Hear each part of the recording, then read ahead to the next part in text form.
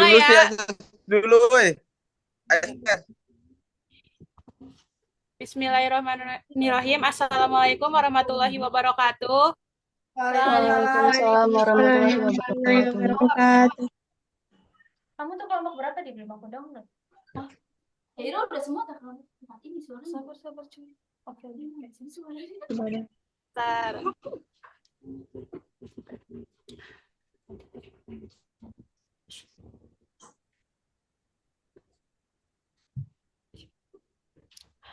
Yang terhormat kepada Ibu Dr. Anda Imratul Fatihah MAG selaku dosen pengampu mata kuliah retorika dan protokoler dan juga teman-teman kelas yang saya banggakan. Di sini saya perwakilan moderator dari kelompok 3 yang akan membimbing diskusi kali ini dalam kelompok 2 mengenai retorika dan keterampilan berbicara. Langsung saja kepada kelompok 2 untuk mempresentasikan materinya.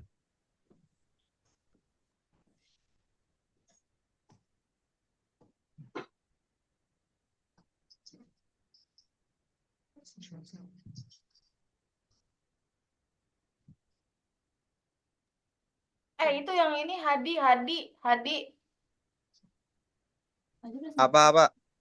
Itu materi A yang A. Oh iya iya iya.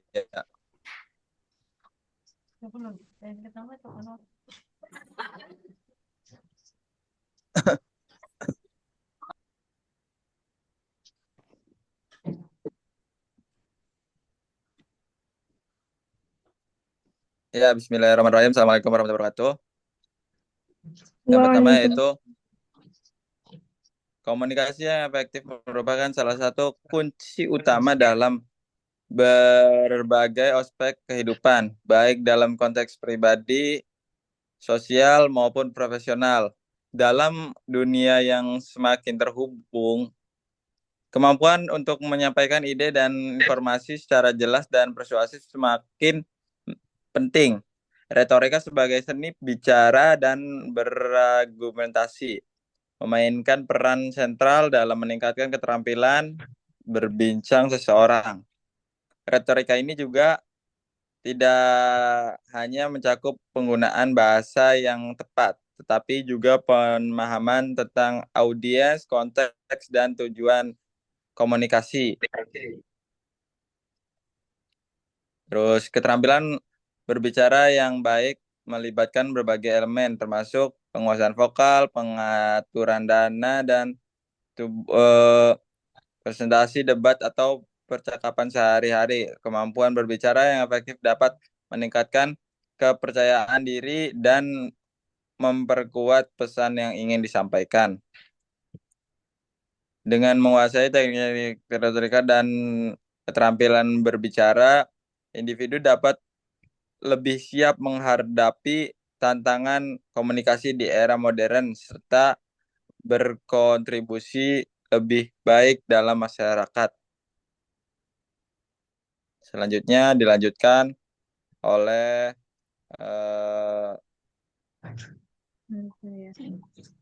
Saudari Ziarha Islamiyah. Kemudian ada hakikat berbicara. Berbicara adalah kemampuan berkomunikasi menggunakan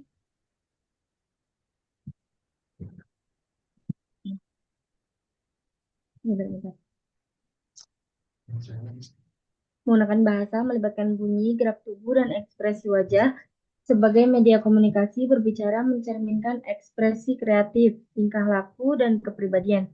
Hakikat berbicara mencakup yang pertama ekspresi kreatif, kemudian komunikasi seiring dengan menyimak, kemudian komunikasi resiprokal, kemudian wujud komunikasi individu, pancaran kepribadian dan intelektualitas, keterampilan yang diperoleh melalui belajar, dan yang terakhir yaitu media untuk memperluas pengetahuan. Berbicara merupakan kegiatan ekspresi kreatif yang melibatkan berbagai anggota tubuh.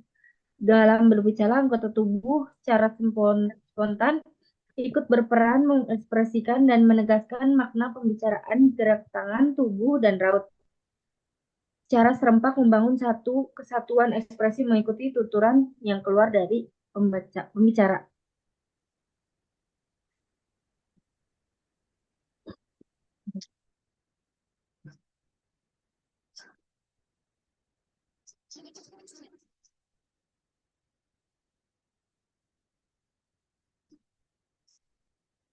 Oh, iya nanti boleh nggak? Tambah lebih.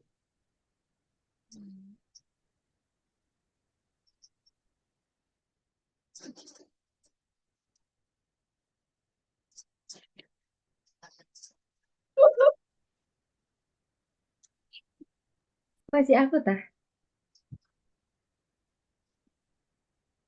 Kemudian ada tujuan berbicara, yaitu berbicara memiliki 5 tujuan utama, yaitu menghibur, menginformasikan, menstimulasi, meyakinkan, dan menggerakkan. Ada 5, yaitu berbicara Yara, menghibur. aku yang ngejelasin. Ya, Sorry.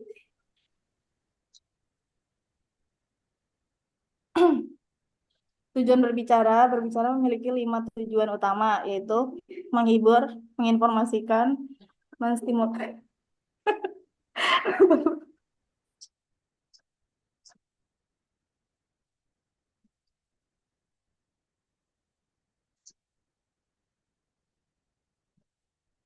menstimulasi, meyakinkan, dan menggerakkan. Yang pertama itu ada berbicara menghibur. Fungsi dari berbicara menghibur yaitu fungsinya itu yang pertama ada eh,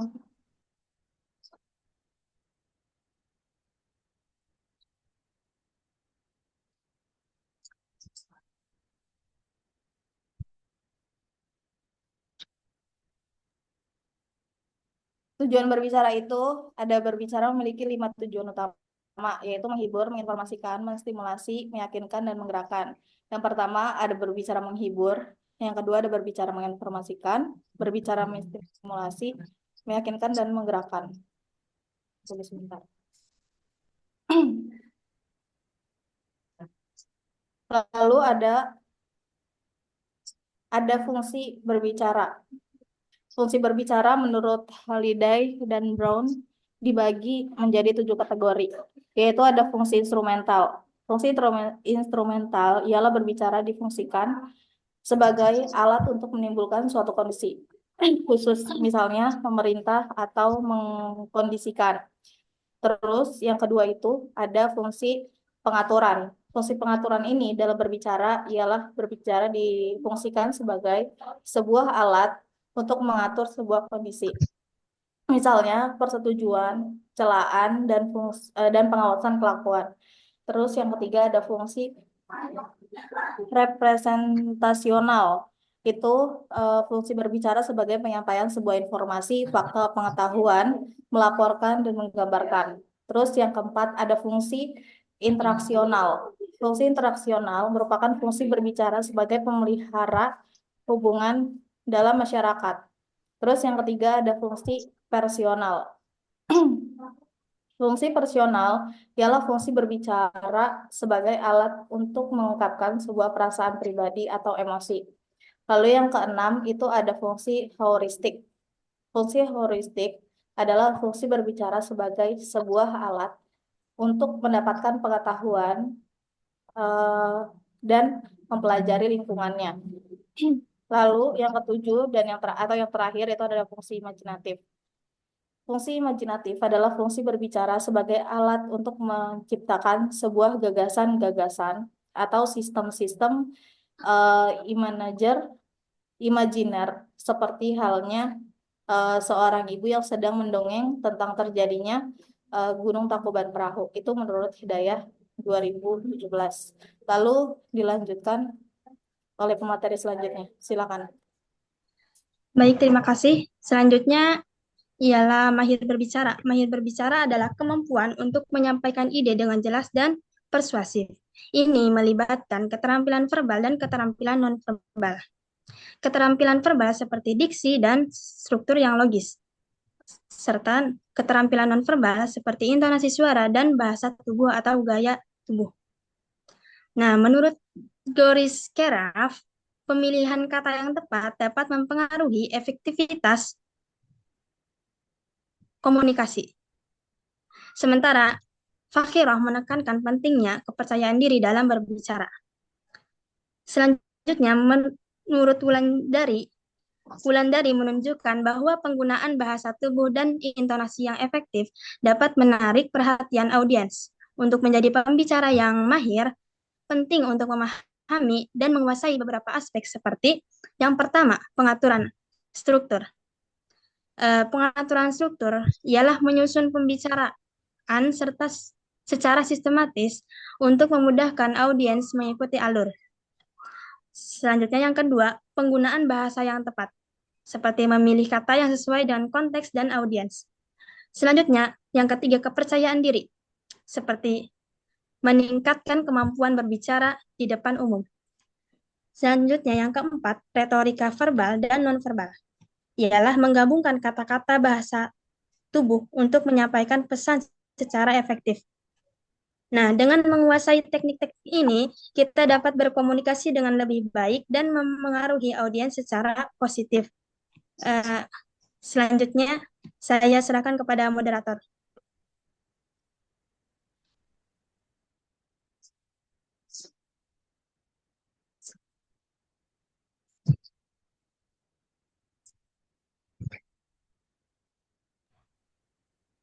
Untuk pemateri apakah sudah cukup?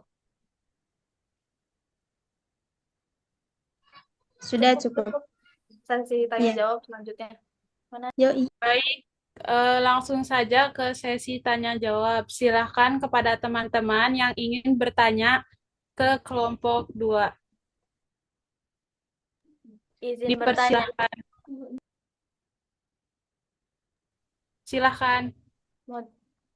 Di bagian D yang mahir berbicara, bagian kepercayaan diri.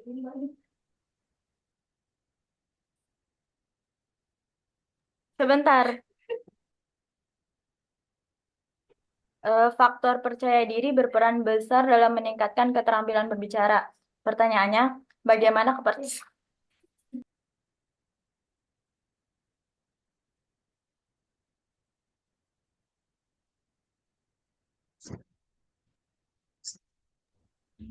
Baik, selanjutnya apakah masih ada yang ingin ditanyakan?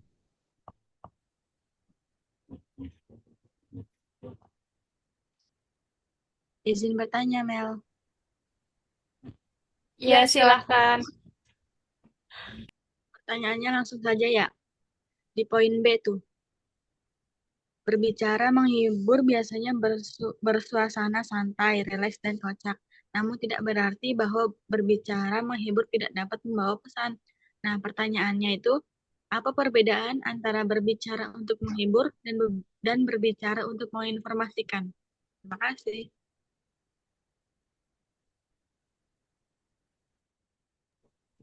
Ya, baik. Terima kasih.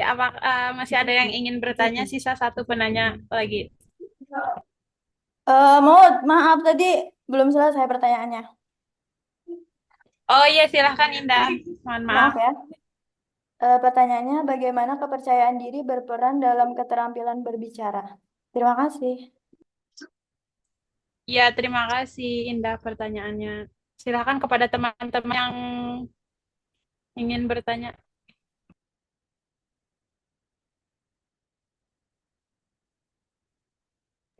Ini satu pertanyaan, 3 pertanyaan atau 2 pertanyaan? Tadi baru ada 2 kan? Yang bertanya. Iya, ini Bu PJ 2 apa 3 pertanyaan. Soalnya kemarin berapa? Kemarin berapa? Satu kelompok kemarin. Oke, nanya tuh Diana. 1 tak 2, 1 tak 2. 2 tak 3. 2 aja 2. 2 aja ya. Ya, Iya 2. ya udah ya, gak apa-apa boleh. Oke. Oh ya, kamu PJ ya, Mel? Sorry. Iya. Oke. Ini apa namanya? Neng, ini mau langsung lanjut ke dijawab apa selanjutnya apa gimana? Kalau udah ada jawabannya nggak apa-apa, dijawab aja dulu. Katanya udah ada. Langsung jawab aja tah. Boleh, gak apa-apa, silahkan. Kalau pematerinya sudah siap. Pematerinya udah siap menjawab belum? Udah. Ya udah silakan, nggak apa-apa, sok. Oke, sebentar. Kamu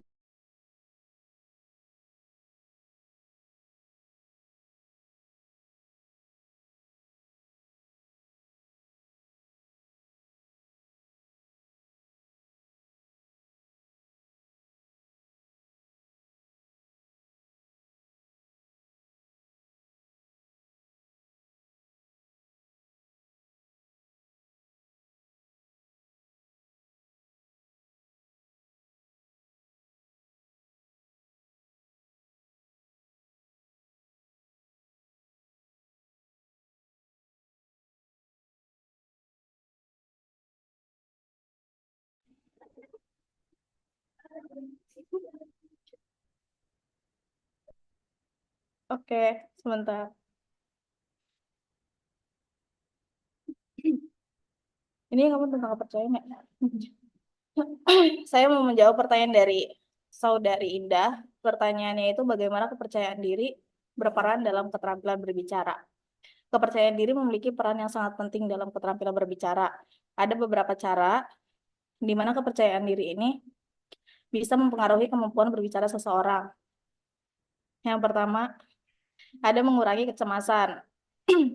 Jadi kepercayaan diri yang tinggi dapat membantu mengurangi kecemasan saat berbicara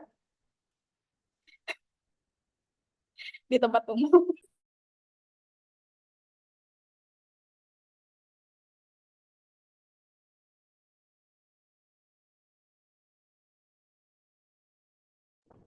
Bagaimana pemateri kelompok 2?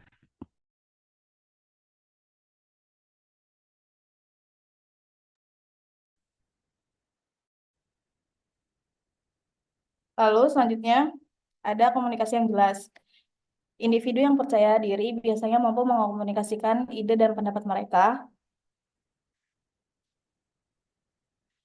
Biasanya mampu mengkomunikasikan ide dan pendapat mereka dengan jelas dan tegas. Lalu yang ketiga ada interaksi yang lebih baik.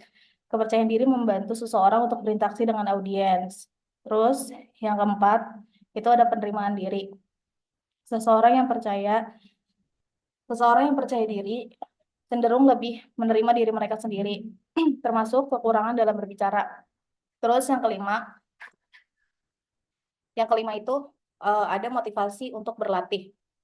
Rasa percaya diri dapat mendorong seseorang untuk berlatih lebih banyak. Semakin sering mereka berlatih, semakin baik keterampilan berbicara mereka menjadi lebih baik. Terus yang keenam ada meningkatkan kredibilitas. Audiens cenderung lebih mempercayai pembicaraan yang menunjukkan kelebihan diri. Hal ini dapat meningkatkan kredibilitas dan pengaruh pembicara dalam menyampaikan pesan gitu. Jadi dalam keseluruhan kepercayaan diri ini tidak hanya mempengaruhi cara seseorang berbicara, tapi juga bagaimana pesan mereka diterima oleh orang lain. Membangun kepercayaan diri adalah langkah penting dalam meningkatkan keterampilan berbicara seperti itu. Bisa dilanjut lagi sama apa namanya? Dilanjut lagi sama pemateri selanjutnya. Silakan. Baik, saya akan menjawab pertanyaan dari Saudari Iska. Yang pertanyaannya, apa perbedaan berbicara untuk menghibur dan berbicara untuk menginformasikan?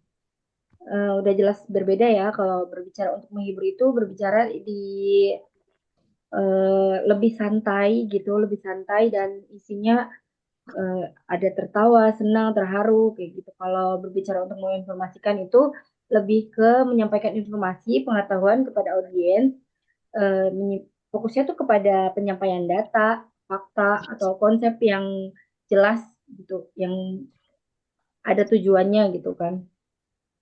Jadi udah jelas beda ya. Gimana Saudara Iska? Apa ada tambahan atau sanggahan lagi? Oke, terima kasih. Sama-sama.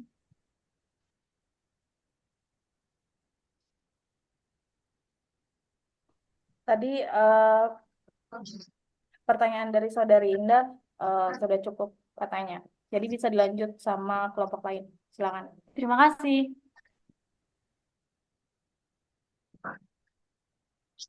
Mendiet atau merah? Baik, untuk pertanyaan sudah terjawab semuanya atau belum?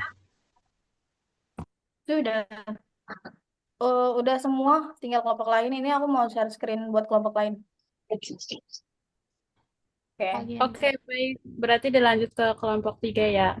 Ah, terima kasih Ibu Moderator. Ya, terima kasih Mbak. Sama Oke. Bentar. ini yang Ini kan ganti. Ini karena masih tinggal dia ya. waktunya tinggal 8 menit lagi. Kayaknya kelompok selanjutnya link baru aja ya. Soalnya tinggal 8 menit lagi. Soalnya nggak pro. Boleh, Gimana nggak teman? apa-apa. Pakai link baru ya. Ya, link Istirahat baru aja. 30 menit dulu aja, nggak apa-apa. 30 menit istirahat dulu. Jadi, Ayo nih serius mau mana sih? Itunya mau dilanjut enggak? link baru aja. Link baru. Baru. Di mana, Dek? Oke.